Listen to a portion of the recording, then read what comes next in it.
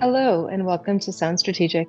I'm Meia Nouwens, Senior Fellow for Chinese Security and Defense Policy and host of the IISS Sound Strategic podcast.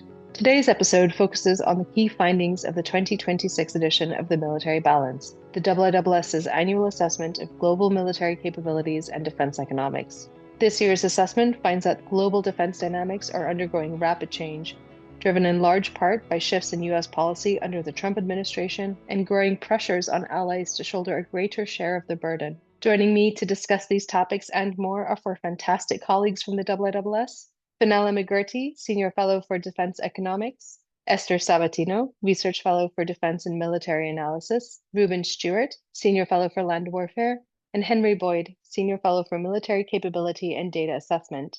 Esther, Ruben, Fenella, and Henry, welcome onto the show. Fenella, starting with you. Defense spending in the Middle East and North Africa has reached high levels last year, with Gulf states deepening US partnerships and investing in local defense industries as well. How sustainable is this growth, and are we seeing a lasting shift towards defense industrial localization in the region? Thanks, Maya. If I focus on the spending aspect first, we did see regional spending in the Middle East, North Africa grow consistently at high rates of growth, around 8% annually in real terms between 2022 and 2024. The growth in 2025 was more moderate, closer to 5%, and that's despite uplifts that we had throughout the year for Israel's defense budgets. And I think obviously growth in Israeli defense spending has underpinned the recent growth in the region as the war with Hamas continued.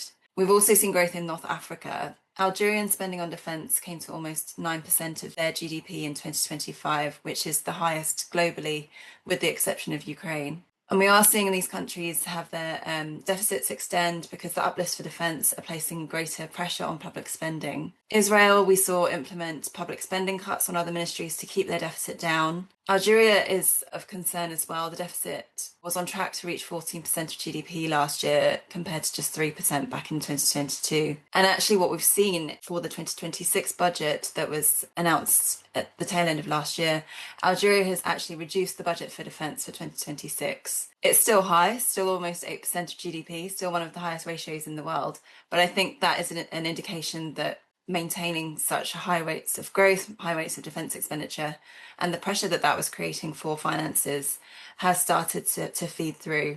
And if we focus now on the Gulf region, growth was far more moderate and actually serves to moderate the overall regional trend. And that's because oil prices have remained subdued and are not currently projected to see much of a recovery in the next year to 2 years. Saudi Arabia had made a significant adjustment to their planned 2025 spending as a result of the lower oil price expectations and projections. And on the industrial side, I think it's really interesting to see the growth continue in things like Israeli defense exports, despite their own operational requirements. So exports grew by 13% to reach nearly 15 billion in 2024. So it'll be really interesting to see once we have the data for 2025 if that trend has continued.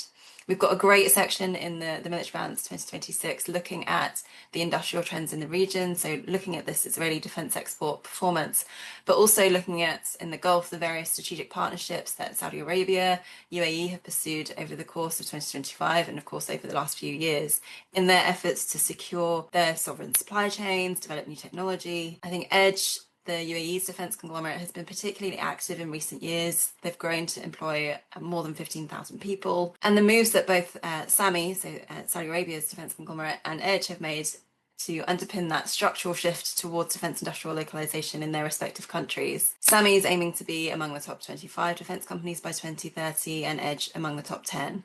And both are making moves respectively to try and bolster that position. Thinking about key themes that maybe stood out in other parts of the world, notably with regards to the NATO alliance, burden sharing and strategic priorities are two that come to mind. With NATO allies averaging 2.16% of GDP in 2025 on spending and a new pledge aiming for 3.5% by 2035, alongside reduced US willingness to underwrite European security, perhaps, how should European governments balance immediate readiness needs with long-term industrial investment? It has been very interesting to see the growth in Europe progress over the last few years. Last year, we saw a wave of revisions because, as you say, there was that destabilization of the relationship between the US and the rest of NATO allies. And it really spurred countries to make revisions to defence spending. So coming into 2025, growth was more moderate than the bumper year of 2024. But then because of that revisions, growth was matched. And in both years, we got around 13% real terms growth. What we're seeing now for 2026 is we're not seeing that return to kind of resting on laurels, going back to the 3% or 4% growth. It's still elevated. We're currently looking at around 8 to 9% real terms growth, so still really high in a region that averaged between 1 and 2% real growth for 2 decades. The interesting shift is that shows that there's a structural or a concerted move to more permanently bolster defence. Granted, a lot of that growth is driven by Germany. About a quarter of the growth over the last 2 years has been because of uplifts in German defence spending. But we have seen several countries make a concerted effort to reach new milestones as set by NATO. And I think growth is being maintained at elevated levels, supported by these countries. So we're also seeing stronger growth in the Nordic countries as they're continuing to bolster their finances and to continue to bolster spending for defence. Also, we've seen that underlying shift that a lot of this funding has gone towards investment. It's towards procurement and R&D, and it's to address those urgent operational requirements and those capability gaps that had emerged over the last 2 decades. There's a stark underlying shift as to how funding is allocated. And now it's a question of when that funding shifts towards O&M, towards the maintenance, towards bolstering readiness, towards personnel. And it's that fine balance that these countries are now having to achieve. Before, it was very obvious we need to recapitalise, we need to invest in these different capabilities and make sure that we have the equipment that's necessary. And now it's looking at when that shift happens to making use of this new equipment and whether they're buying the right things as well, whether there's enough investment in the potential war of the future as opposed to what war looks like now. But ultimately, I think countries, for the most part, that can fiscally are implementing these increases and implementing these structural shifts. And we're looking at member allocations across the region on average to reach 2.35% of GDP this year. That's marked increase and points to that achievement of the 3.5% by 2035 to be within the realm of possibility. And maybe if we zoom out briefly, what does this look like from a global perspective? Global defence spending growth over 2025, we saw it continue to rise. Much of the focus is on Europe, driving that trend, but there was also growth in other regions. Arguably, growth was uneven. 2025, the volatility in the US top-line defence budget does serve to sort of skew the global trend. And again, in 2026, with the enactment of additional funds for defence in the US, that's going to bolster growth globally. So if we look at the trend without the US, it's quite obvious that there is pervasive growth, that it's strong in Europe, that it's consistent in Asia, that it's moderated in Russia in 2025, with the 2026 budget looking a bit more muted as well. Russia's implementing fiscal reforms and trying to undertake financial management and reduce waste and inefficiencies. So the budget in Russia for defence has basically tripled since 2021. So now that it's at these higher levels, you can't maintain that rate of growth. What you have to do is ensure that the spending that is made is efficient. So that's kind of the trend that we're seeing in Russia. It's not a retreat, it's not a move back in terms of defence spending, it's just a more efficient use of the defence budget that is so much higher than it was 4 or 5 years ago. But ultimately, yes, growth is uneven, and I think we're likely to see that kind of trend continue in 2026, again, if you look at the global trend without the US. Esther, turning to you, Europe's defense spending has risen by 21% as part of global spending and grew by roughly $100 billion in 2025. Yet procurement reform is described by some as slow. From your perspective, what are the key procurement bottlenecks preventing this funding from translating into tangible capability? And what would genuinely innovative procurement look like in practice across Europe?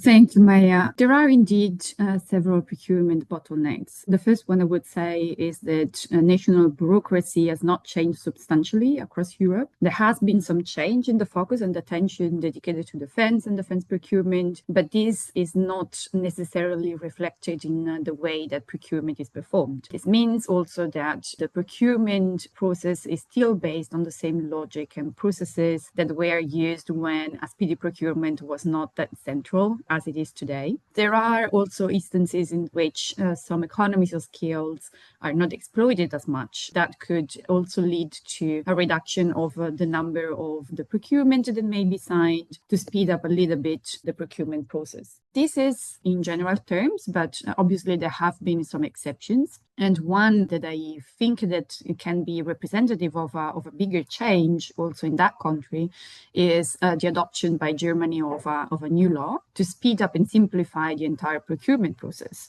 that allows the government to make a wider use of direct allocation of tenders, also to use advance payments. That is something that was not that common to do for defense procurement allocations. Actually, the law also allows the country to use more widely Article 346 of the Treaty of the Functioning of the European Union. I know this is a technicality, but actually this article allows for a direct word without prior notification of the procurement. That is something that, if on the one end it speeds up very much the procurement, on the other end it may create some issues when it comes to improving trust among EU member states. Other bottlenecks may be on the way that defense procurement is approved when it comes to parliamentary approvals. This is also an instrument that improves the transparency and the accountability requirements for procurement, but it actually is performed also for contracts that do not have such a high value. And so for contracts with a value that is just above a few €100,000, it needs to go through parliamentary approval that can take months to happen. You also asked me about the innovative procurement and how it could look like. I think that in Europe, we are still really following the same systems of the past. And one problem is related to how the National Procurement Administration perceive mistakes, in this case of a procurement choice or a procurement that may be delayed. And in Europe, mistakes are perceived as errors, are not much as opportunities for improvement. Obviously, this can have a repercussion on what is also the incentive to have innovative procurement systems, both from the side of the suppliers to innovate and include new technologies into the systems, and from the side of the administration that obviously does not want to have and do any mistake at any stage of the procurement process. And so I think to have a proper innovative procurement systems, this is probably the first thing that should change. In addition to trying to accompany more the development of new technologies from the very incipient stages to the final adoption to common procurement as well across European countries. This later part will also help to harmonize the way that procurement is done cross-nationally and to streamline as far as possible how procurement is done in Europe.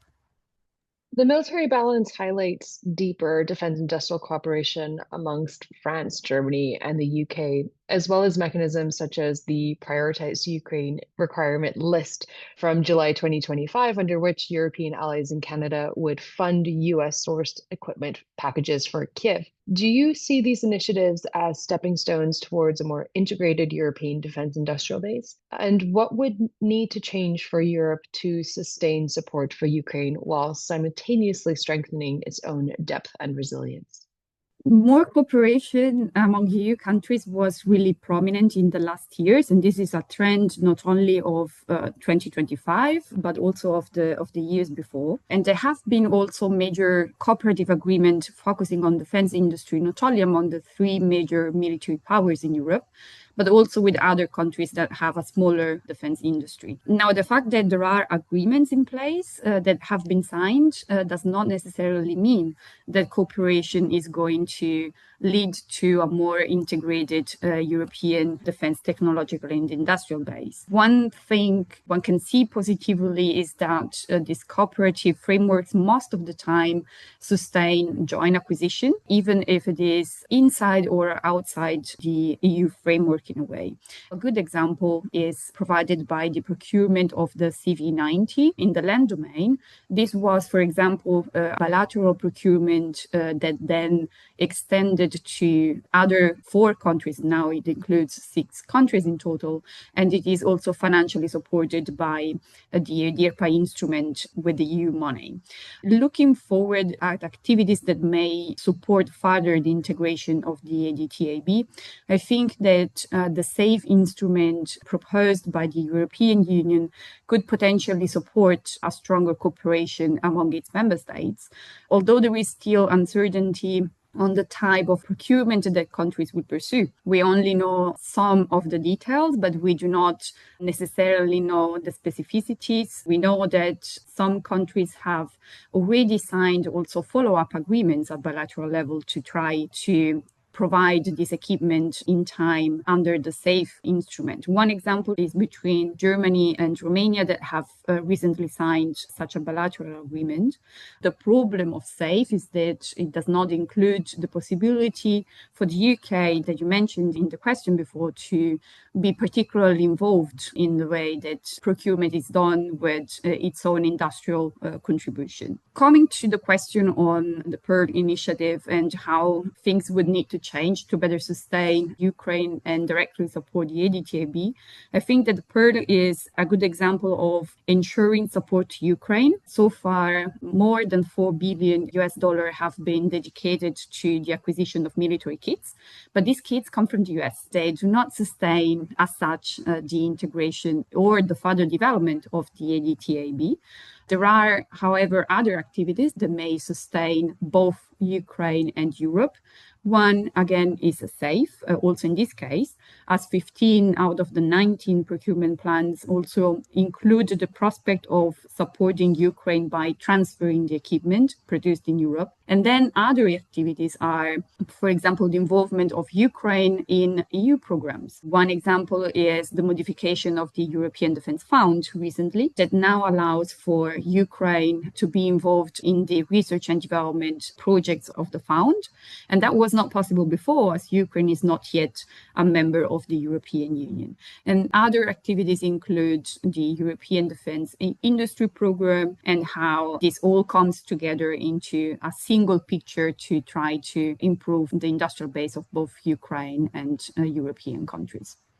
Ruben, what struck you the most about land warfare in this year's military balance, and what is the most important takeaway? I think what struck me most was the degree to which unmanned systems are no longer treated as experimental or as ad hoc auxiliaries. They are being institutionalized inside land forces. And we see states moving away from merely improvisation or adoption of lessons learned from places like Ukraine to actually formally integrating unmanned systems into their structures, into the procurement plans, and also into doctrine. So examples of that would be in 2025, we saw Russia establish their unmanned systems force, which is something that Ukraine had already done the year before. And we see both Ukraine and Russia produce doctrine about the employment of those, the Class 1, the very low-level, lightweight UAVs that we see on the battlefield in Ukraine. In other areas, we see the US, for example, embed drone capabilities into their mobile brigade combat teams. And we see other armies who are reorganizing their structure to deliver not just a persistent drone presence, but a counter drone presence as well. Indeed, some militaries have gone so far as to teach unmanned and counter unmanned systems as part of their basic soldier training in the way that they would teach weapon handling or marksmanship previously. So I think the important takeaway is that unmanned systems are now a core part of land warfare. The debate about their utility has been answered, and it's more than just about buying drones. It's about redesigning units, allocating staff to ensure that those systems can deliver as designed, establishing the command relationships to ensure that they're used effectively, and tactics for both, like I said, the drone usage, but also counter-drone operations as well. And obviously that feeds into a number of doctrinal changes that relate to some of the capabilities that unmanned systems can provide, including that constant surveillance on the battlefield, rapid targeting, reducing that reconnaissance strike window to a very small time frame. And obviously that all requires a heavy electromagnetic spectrum presence and contestation to prevent the other side from using those drones as well. So in other words, in short, drones are no longer just attachments or experimental. They are structural components of most modern land forces. And what are the operational and tactical changes that stood out to you in this year's assessment of land warfare? If we take that thread a little further, I think what we've seen more is using those drones, like I said, to reduce that reconnaissance strike so that the targeting tempo has reached a level where the same system that is sensing is also the same system that is delivering the effects as well, which means there's very little delay between the linkage of a sensor, decider, effector. The decider is removed from that cycle and the sensing and effecting is combined within the same system. If we take that a level further, when we see the adoption of semi-autonomous systems which conduct some of these strikes, be it over the last mile, which is increasing in distance, as we've seen from 500 meters to 2,000 meters, the tempo of that reconnaissance strike is reduced even further because there is no decision-making being made in that cycle. It is literally sense and effect. The tactical takeaway is that that targeting cycle has become extremely fast and difficult for armies to counter. And perhaps lastly, what technological and battlefield effect trends are you therefore seeing in this year's assessment?